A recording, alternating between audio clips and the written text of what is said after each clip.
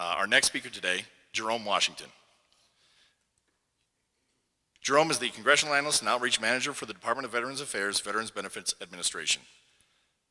In his duties, he serves as the liaison between the VA and congressional representatives, the media, the public, as well as other federal and state organizations. His duties also include analyzing, investigating special interest claims, and providing comprehensive briefings and reports to stakeholders. As a U.S. Army veteran, Jerome served from 2001 to 2006 with the 101st Airborne Division. Jerome was responsible for the development of a civil affairs team, tactical operations team, down aircraft and recovery team, security operations, as well as supporting the division's long-range and surveillance detachment. Jerome also takes on extensive volunteer opportunities where he serves as the State Junior Vice Commander for the Disabled American Veterans, State Chaplain for the Veterans of Foreign Wars, and is also a member of the American Legion, AMVETS, Association of the Vietnam Veterans of America, the Reno Elks, as well as providing spiritual guidance and counseling and ministry to the sick and those in need as a pastor in our community. Please join me in welcoming Jerome Washington.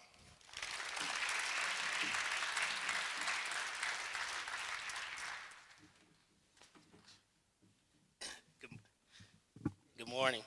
Good morning, everyone. Things were all right until I heard Joe speak, and then I looked over and I didn't have my speech over there, so you guys just get to get whatever decides to come to my head. I have a little bit of notes, but I'm thankful for this opportunity to be before you all. I don't think that what I had prepared was quite relevant to this, but I'm going to give you what I got, and I hope it helps somebody. But Joe, I appreciate your short story that you shared with us, but it's relevant and it's humbling. It's not part of my bio, but I'll always be amiss if I don't mention my lovely wife and my children. I'm a husband to a wonderful woman, Sharice Washington, and 5 children who just love to give me a headache. But I wouldn't change it for the world. I met my wife when I was serving in the Army, and we've been together with 5 kids later, so I'm very thankful for that. So when I was asked to speak, I really didn't know what I was going to say. I don't even know why I'm here before you, but besides the fact that Donald told me I had to, so I'm here. I tried to get out of it several times, but it didn't work. But kind of going over what this program was about, and there was one thing that really came to mind. It was about my service, but my transition to where I'm at now. And for what I would say is success. And the reason for that, I'll explain. The other week, my sister called me, and she asked me if she could write a story about me. My sister's only 18. One of my sisters, I have 15. So one of my sisters called and asked if she could write a story about me, and I didn't understand why. I thought she was just joking. You know, we fight all the time. We argue out of love. You know, but she's like, you're my hero, and I want to know why you're so successful. I've never thought of myself as being successful at all. Never thought of myself as being a hero whatsoever. But the fact is that my sister asked me these questions. It was humbling, and I still don't know why, but I gave her the answers that she asked me. Primarily is, why am I successful? And, you know, what did I do? What helped me get to the point where I'm at today? And that's, in her eyes, was successful. Again, I never said I was successful, you know, but yet she felt that I was. So this is what pulled in and tied into what I have for you today. Oh, I have 15 minutes, so let me start my timer now since we're just not getting started. I got 10, okay. All right, I've got 10 minutes. So anyway, she asked me a series of questions, but then the thing that she ended the questions with was, well, how much do I make? And that's the problem that I see with, is that we vision our success as about how much money we have, or, you know, how much we have in the bank, or what the possessions that we have. And success was far from that. But that's what we think, you know. I was offended. I wasn't really offended, but if you ask somebody else, how much do you make? You know, people don't like to answer that question. And quite honestly, I couldn't answer because I really didn't know exactly how much I make, because it was never a motive of what I do and where I'm at. But nevertheless, she asked me how much I make.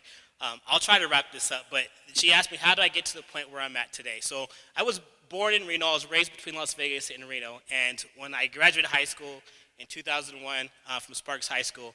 I had nothing going for myself whatsoever, nothing. School wasn't in the picture. I did not like school. I was a problem child. I was a heathen.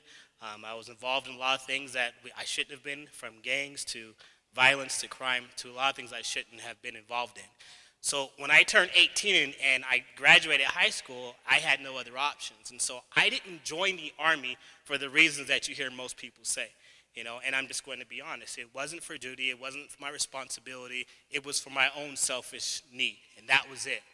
But when I shipped off to Fort Benning, Georgia, that's when 9/11 happened, about 5 or 6 days later. And Fort Benning was probably about the worst place I had ever been. It was just pure misery, but it was good for me. But we get to Fort Benning, and during training, they shut everything down, and we sat in a formation for about 6 hours. And keep in mind, the whole reason why I'm in the Army was for myself, and it wasn't for anybody else but for me and what the Army could do for me. It wasn't because it was my responsibility. It wasn't because of my brothers, my sisters. It was because I had something to gain from being in the military. But when 9/11 happened, and we had a talk with our old drill sergeant, he sat there and told us about everything that was going on, and he instantly told us that we were going to war. And what he told us is, it's not about you, it's about the person next to you, and it's about everybody else.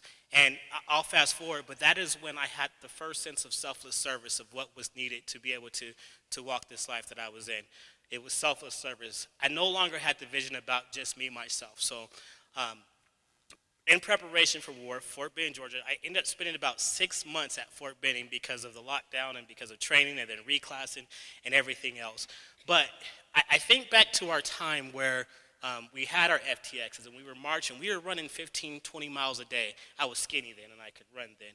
But we were running, and then we have these FTXs, and then we have what's called rite of passage. I don't know if there's anybody there's some who's been to Fort Benning, Georgia, but the whole rite of passage was from when you go from a training to a soldier. And through that process, which I'm not going to tell everybody what it was all about, but we were fighting against one another because we wanted to, I want to be first. I want to be first, When we finally get to the end point, it was like, congratulations, you made it, but where's all your teammates? Where's your squad? Everybody that you're with. And we forgot about the sense of purpose and about the team and about us pulling each other together. And so everything that we fought for to individually get up there, it was null and void because we had to go all the way back and pick up our teammates as coming in. When I left Fort Benning, Georgia, and I got to Fort Campbell, Kentucky, the best division in the world, right away that day I got there, I was told, congratulations, welcome, you're here. Put your bags in the vault, you're going to the field for 30 days. Never seen the barracks, I was going straight to the field. 30 days turned to 3 months for Destiny Small, if anybody was there at that time, for 3 months in the field. We come back from the field, then I go to JRTC. Then I'm there for 60 days. When I get back from there, they tell us that, okay, you're going to war. Now, when I went to Iraq, it was one thing, and we did a lot, and our unit was successful. But the reason why we were successful, it wasn't because of who we were, but it was about the preparation of success. And so that just brings me to one point, and I'll be done briefly, but with our success has to come preparation. Now, where did my preparation come from me? It came from Fort Benning, Georgia. It came from Fort Campbell when I was doing all that training. It came from everything that we had to endure for us to prepare to go to war. Everything that we had to endure. So when I looked about success and how I got there, it was about the preparation to become that soldier that I needed to be.